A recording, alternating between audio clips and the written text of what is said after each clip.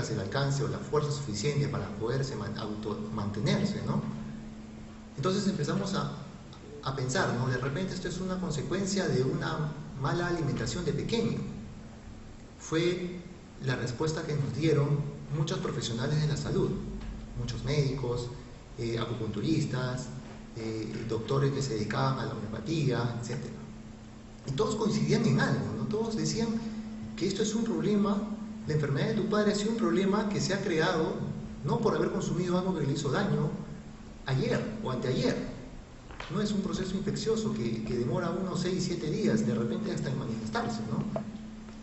Esto es un problema que se vino arraigando muchos años atrás. Entonces empecé a investigar un poco más este asunto de la nutrición infantil y nos dimos cuenta que una de las posibles causas podría ser la anemia que él sufrió de pequeño, que no se curó en su debido momento, o que si se curó lo hizo de una manera muy lenta, con poco conocimiento y prácticamente sin el apoyo o sin la orientación de las autoridades de ese momento, ¿no? Todo lo que está aquí dentro de las diapositivas es un extracto de lo que yo voy a venir hablando, ¿no? Ya que hay tantos campos por qué abarcar, tantas cosas que contarles en tan poco tiempo, entonces voy a tratar de resumirlo simplemente contándolo, y ahí esto ustedes van a poderlo ver con más detenimiento. La pregunta es, ¿por qué es importante el hierro? Ya ustedes han escuchado al doctor Palomino, al doctor Sánchez, lo han explicado de muchas maneras, pero ¿qué sucede si ustedes no fueran profesionales en la salud? ¿Qué pasa si fuera una persona X, como yo lo fui en su momento, cuando era más joven? Me decían, Cristian, tienes que comer bien porque si no vas a sufrir anemia, o tienes que consumir hierro. Me decían, ¿no? ¿Qué me importa? Yo como bien en mi casa. Y para nosotros en esa época la anemia estaba relacionada con la alimentación. Decían, si comes bien no sufres de anemia, si comes bastante tampoco la sufres, no sufres de tuberculosis, no sufres de anemia, ninguna enfermedad parecida. Pero la realidad era otra, ¿verdad? No es esa la información que ahora manejamos. Tal vez en esa época sí. ¿Ok? Entonces, el hierro es importante, como ya dijeron los demás, los anteriores ponentes, porque ayuda a la formación de la hemoglobina. La hemoglobina ayuda al transporte del oxígeno. El oxígeno ayuda al metabolismo del cerebro. Y yo voy a abarcar una parte muy importante que fue las deducciones que yo hice de las investigaciones. Ustedes se dan cuenta que cuando ustedes se embriagan o toman demasiado alcohol, las personas que no están acostumbradas, al día siguiente sufren de dolor de cabeza. Yo les pregunto, ¿y cuál es el motivo? Por ahí veo unas risas por ahí, ¿no? Bueno, en realidad no es porque simplemente se te diera la gana de dar la cabeza, no, tiene una explicación. El dolor de cabeza es provocado por la falta de producción de ATP mediante el ciclo de Krebs en el cerebro. A los que conocen esta parte de la glucólisis, que ya lo vamos a ver más adelante, la sangre está prácticamente con mucho porcentaje de alcohol y no deja el suficiente transporte de oxígeno hacia el cerebro. Y es por eso que el cerebro no produce suficiente ATP, porque el ciclo de Krebs está prácticamente minimizado. Así es. Ya lo dije, la relación que hay entre el hierro y el oxígeno, ¿verdad? Una cosa va de la mano con la otra, y no solamente a nivel cerebral, también a nivel muscular, la parte, los órganos, y etc. ¿Qué relación hay entre el hierro y la capacidad cognitiva? Ya lo dijeron también los anteriores expositores. Creo que redundar en esto simplemente va a ser pues aumentar la información. Pero yo le voy a agregar un poquito más de la relación que hay entre el hierro y la capacidad cognitiva. ¿Ya?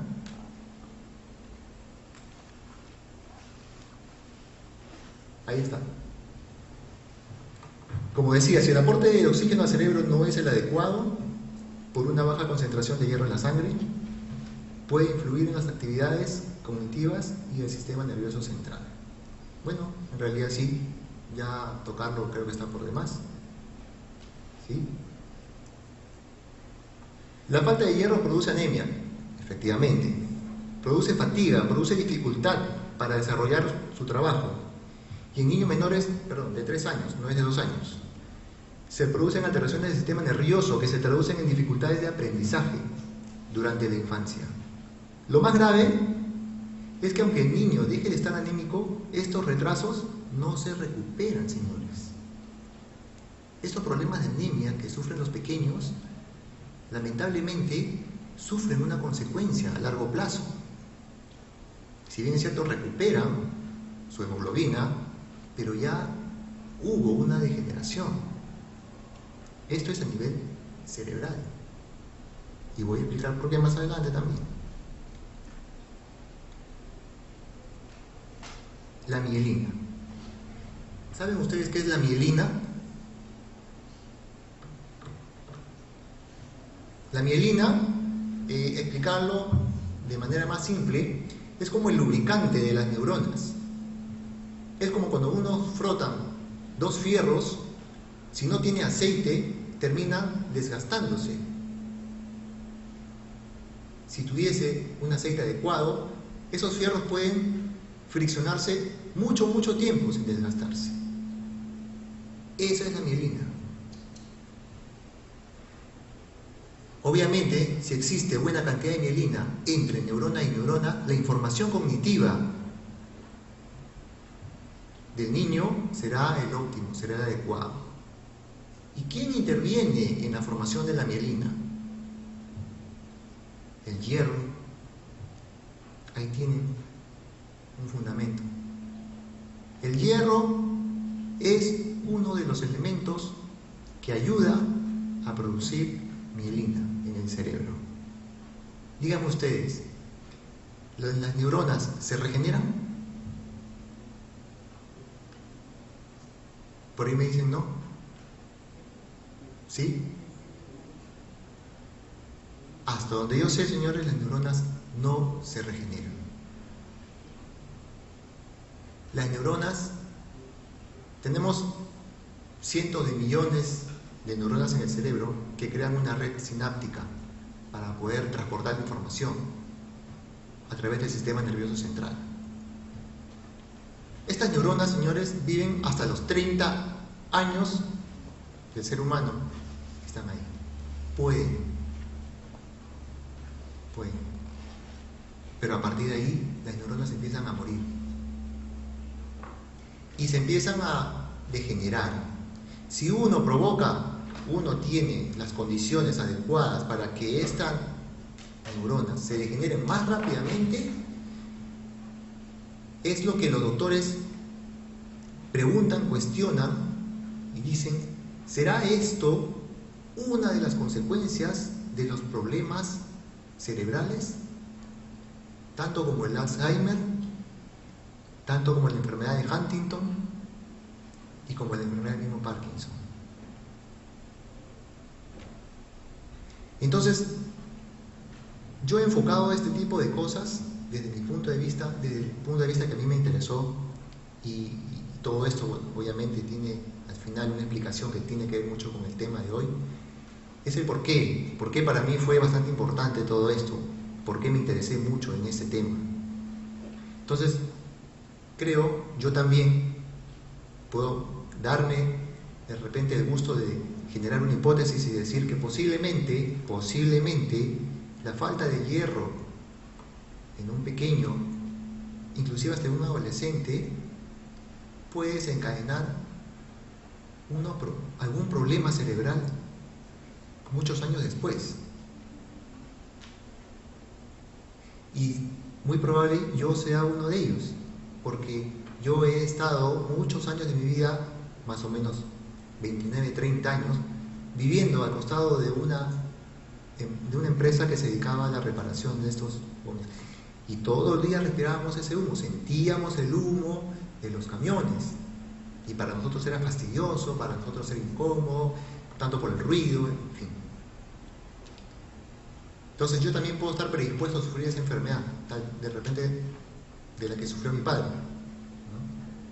Pero es algo que no me atemoriza, porque al menos ya lo sé, he encontrado una posible causa. En fin.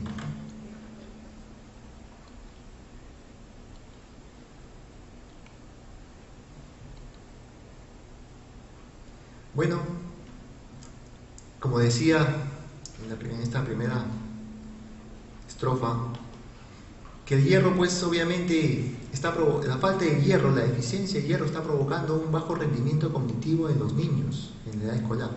¿Ustedes se dan cuenta cuando van a un colegio o cuando han sido alumnos que han habido amiguitos o niños que han sido más aplicados que otros? Sí. Y uno puede decir, bueno, pues eso es el coeficiente intelectual de un niño. Pero no se han puesto a preguntar, tal vez dónde vive el niño, o tal vez cómo se está alimentando. ¿Un niño obeso puede sufrir anemia? O sea que ustedes, un niño gordito, podrían, de pequeños, por aquí, que ustedes se iban a preguntar si ese niño estaba sufriendo de anemia, ¿verdad o no? Sí, sí. Hay casos, ¿no? Ahora que yo soy mayor, recién me hago esas preguntas, ¿no? ¿Por qué de pequeño no fui más interesado en este tipo de cosas? Mi madre siempre me decía, tienes que alimentarte bien, tienes que comer tus menestras, tu carne, tu pescado, porque a ella también le decían lo mismo, ¿no? Pero ¿qué pasa si no había plata? Mucha gente simplemente comíamos un poco de vísceras, de repente por ahí algunas tortillas de verduras, ¿no? Pero hay gente que tiene mayor cadencia económica, ¿no? Mayor necesidad, inclusive obvia mucho este tipo de alimentos. Entonces se dan cuenta del daño que están haciendo a su criatura. Esto el Estado lo sabe, por eso es que hizo este programa, ¿no? Con sulfatos ferrosos, con micronutrientes, no sé si por ahí los programas sociales como el Cali Warma y el Vaso de Leche estuvieron también metidos en el asunto. Me parece que no, que simplemente son programas sociales. Perdón. Pero ahí está, señores, la interrogante que ustedes se tienen que hacer. Yo se los trato de decir para que ustedes se concienticen y vean. Yo soy una experiencia viva de este problema de la falta de hierro. Tal vez no tuve anemia, o tal vez no lo sé. Tal vez mi padre nunca supo si yo tuve anemia. Yo recuerdo que muy pocas veces fui a un centro de salud a que me hicieran un examen de sangre. Yo le tenía pánico a las agujas, igual que muchos de ustedes, ¿no? Y yo siempre decía, estoy bien, y me hacía el fuerte, ¿no? Pero ustedes no lo hagan,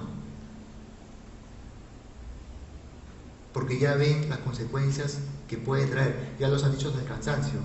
Los niños tienen problemas de rendimiento escolar, rendimiento cognitivo, en el colegio, en sus casas. Ustedes saben por qué un niño, cuando ustedes ven a un niño entrando a la edad adolescente, europeo o de la Unión Europea, habla en público o se expresa, se dan cuenta que existe una diferencia con un niño adolescente de la misma edad de esta parte de la Tierra. Tal vez tiene mejor expresión, tal vez usa mejor las palabras, tal vez piensa más rápidamente qué decir. tal vez encuentra la forma técnica de hacer llegar al público, es por esto, señores. En Alemania prácticamente no existe este problema de anemia. Como le decía el doctor Luis Palomino, ellos han invadido su mercado alimentario prácticamente con alimentos fortificados. Y este problema ya no existe, ¿no? Es como el problema del yodo, simplemente la falta de yodo le añadieron a la sal y bueno, y listo. Para ellos es un problema similar. ¿Y por qué nosotros nos hacemos un mundo con esto? ¿No? Es la idiosincrasia que tenemos hasta ahora. Continuemos. Ahí está, lo que yo decía hace un momento. El cuerpo humano es capaz de preservar hasta un 25% de hierro para su uso futuro, ya lo mencionó también el doctor Luis. El 70% del hierro se encuentra en la hemoglobina y la mioglobina, que son tanto en la sangre como en los músculos, ¿no? Y el cerebro es el centro de control de las funciones motoras, así es. 10.000 millones de células diferentes con millones y millones de neuronas formando varias conexiones 100 veces más numerosas que la población mundial. A la edad de 30, lo que decía, las unidades de células neuronales mueren y nunca más son reemplazadas, señores, iniciando así un proceso inexorable, inevitable, que se convierte en más y más aguda en los ancianos y en la edad adulta. Uno puede ayudar a que esto aumente, ¿eh? Ya saben, uno puede hacer que esto se acelere o que esto se retrase. Aquí un dato importante, discúlpenme que no puse la fuente, perdón. Sí, tenía razón el señor Palomino, el doctor Palomino, que había que poner la fuente, perdón por eso no lo puse. El cerebro recibe normalmente del 15 al 20% del suministro de sangre del cuerpo total, y utiliza de ese 15 al 20% de sangre, el 15 al 20% de oxígeno inhalado por el cuerpo.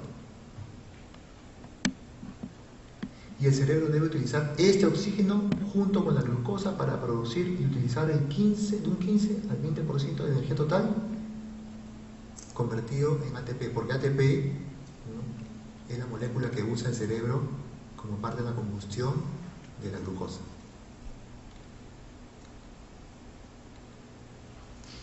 Lo que decía, a diferencia de otras células, las neuronas, a diferencia de otras células que pueden quemar la grasa o el azúcar y almacenarlas en forma de glucógeno, las neuronas no lo pueden hacer. Las neuronas no pueden almacenar energía por tanto tiempo. Una persona cuando consume alimentos y consume hasta la saciedad, para su cuerpo, ellos almacenan la glucosa y la energía en exceso en forma de grasa. ¿Es verdad o no es verdad? Sí, así es. Y cuando ya pasa el tiempo y no reciben aquella ingesta diaria o esa dosis diaria de carbohidratos, usan simplemente la parte que estuvo almacenada, ¿no? Tanto como glucógeno en la parte de los músculos y como las grasas que están almacenadas en los tejidos. Bueno, qué fácil es para la glucosa hacer eso, qué fácil es para el cuerpo. Pero para el cerebro no es así, no es tan fácil. Las neuronas no tienen esa capacidad de almacenar energía, perdón. Ellos solamente pueden almacenar estos recursos por 1 minuto, aproximadamente, de 1 a 2 minutos. Entonces, ¿qué sucede si al cerebro le falta oxígeno por más de 2 minutos? Muere el individuo, y con ello muere todo el cuerpo. En cambio, sí, al cuerpo, omitiendo prácticamente el cerebro, sí le puede faltar oxígeno, porque inicia lo que es la glucólisis anaeróbica, ¿no? Y lo que también sucede en el cerebro. Pero lo que pasa es que en el cerebro ocurre un daño irreparable.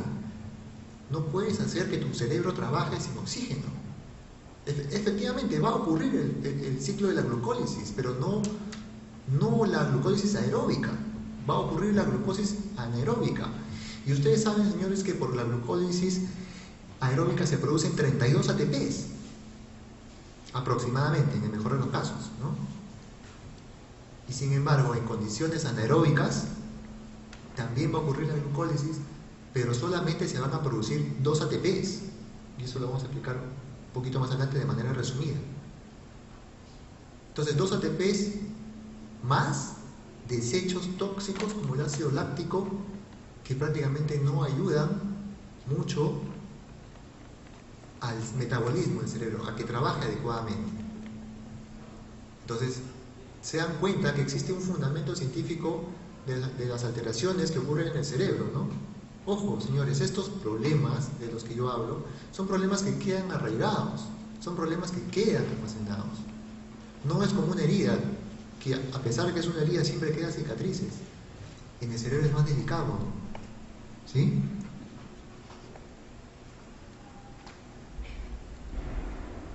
Bueno, lo que decía, y a diferencia del hígado, las células musculares, las neuronas solo pueden almacenar por un máximo de 1 o 2 minutos el valor de la glucosa, ¿no? Por lo que dependen de un suministro continuo. Así es.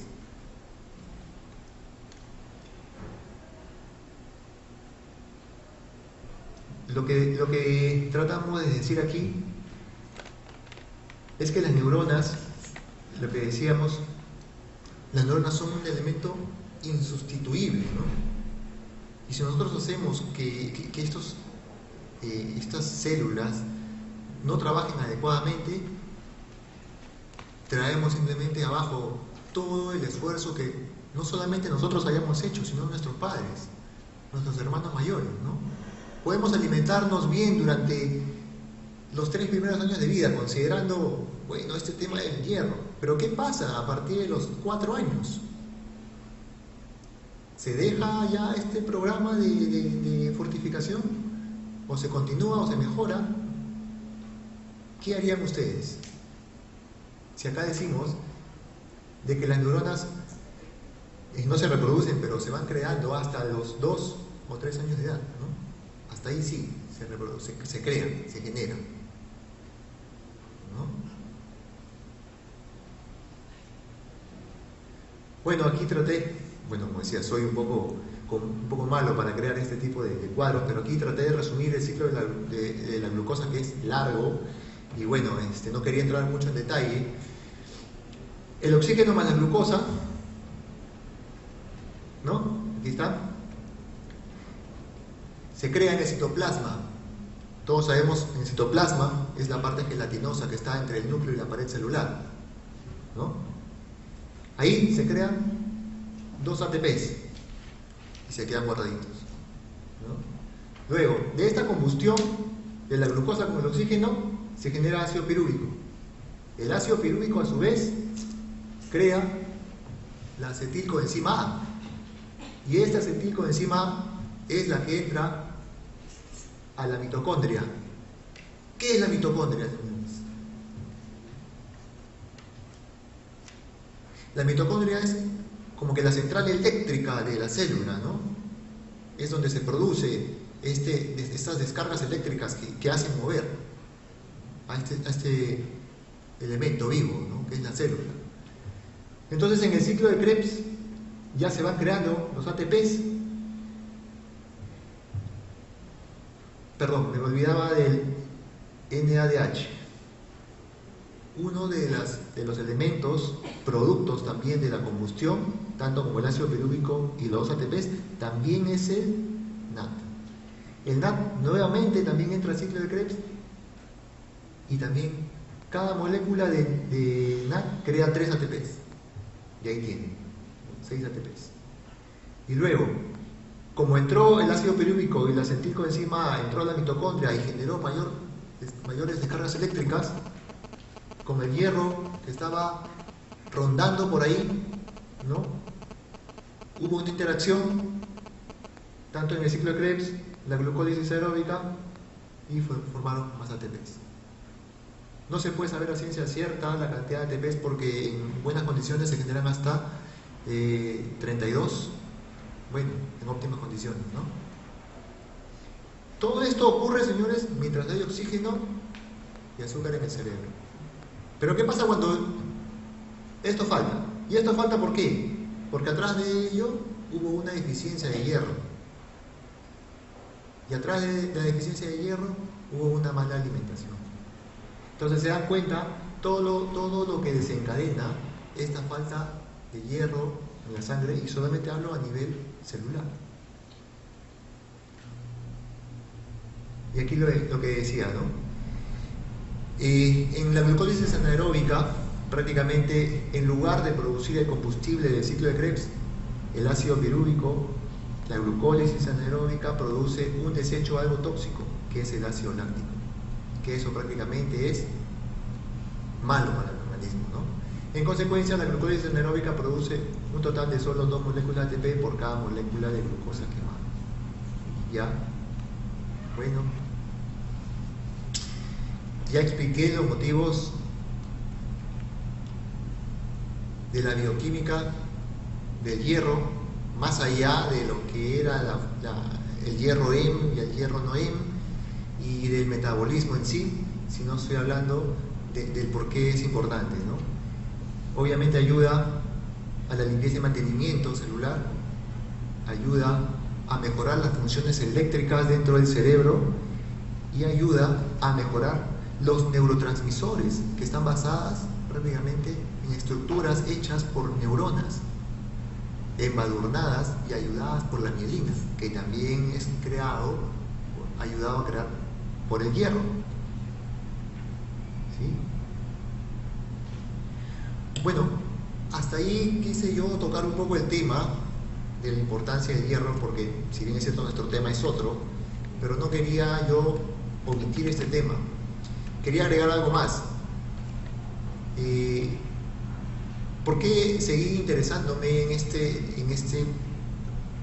tema que era la fortificación de alimentos? A raíz del fallecimiento de mi padre, yo tengo una hija, ella tiene 2 años y medio, y yo inicié toda esta investigación aproximadamente hace 6, 7 años, podría decir, ¿no? Sí, obviamente en el momento que yo empecé a investigar jamás pensé que iba a tener una hija de repente tan pronto, pero la cosa se agudizó cuando asistí a los controles con mi esposa, llevando a mi hijita. Obviamente mi hijita cuando nació se inició este tema de los micronutrientes, y justo lo que tocaba el doctor Palamino era importante, que el padre influenciaba en la negación a aceptar este tipo de tratamiento, y yo fui uno de ellos, porque a mí me tocaron la puerta en mi casa y eran personas de Minsa y me preguntaron: ¿aquí tienen niños pequeños, menores de 2, 3 años? Yo dije: sí, mire que estamos iniciando todo este programa, ¿no?, para poder combatir los problemas que existen de anemia, ¿no? Para mí prácticamente fue como que me entró por un oído y me salió por el otro. No le hice caso, no lo tomé. Le dije: no, pero no es necesario, señorita. Mi hijita se alimenta bien. No, pero es que esto es gratis, no tiene ningún costo, ¿no? Usted solamente tiene que ir a su centro de salud más cercano y usted se registra y le vamos a dar mensualmente. Igual yo me cerré. No, y no, y no. Y porque realmente me debo golpear el pecho y decir: yo fui irresponsable por no seguir escuchando, ¿no? Pero sin embargo yo ya venía analizando un poco este tema, ¿no?, de la anemia. Entonces, si ahora ustedes me preguntan: oye, ¿y cómo hiciste, no? Ya tu hija debe tener casi 3 años. Sí, y ahora estoy prácticamente prendido de la alimentación y pendiente de lo que come mi hija. Nosotros nos gastamos de repente, porque lo podemos, un gran presupuesto en la alimentación, ¿no? Tal vez porque lo puedan, otras familias no lo pueden hacer, pero sin embargo sustituyen aquellos suplementos lácticos o lácteos con alimentos, ¿no?, como el hierro noem, ¿no? Comen menestra cada 2, 3 días 2 veces a la semana, consumen pescado, ¿no? Y yo, porque tuve de repente la posibilidad de mejorar, lo hice. Compramos, mi hija toma leche de fórmula, ¿no? Compramos su cereal que viene fortificado con hierro, come 2 veces a la semana menestras, y toma 4 dosis de leche diaria, ¿no?, que es bastante, ¿no?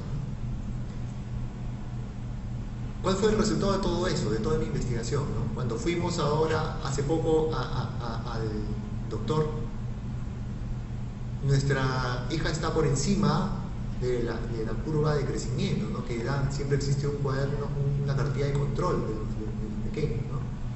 Entonces mi hija parece una niña de 3 años y medio, casi 4 años, ¿no? Pero ese es el resultado de por qué yo me interesé en todo este tema. Inclusive cuando yo voy al mercado, y no digo al mercado a hacer las compras diarias, sino al mercado alimentario, a consumir algún tipo de alimento, siempre busco este concepto, ¿no? Siempre busco este concepto. Señores, si ustedes van a los centros comerciales o a un supermercado y buscan un alimento como estos, no hay.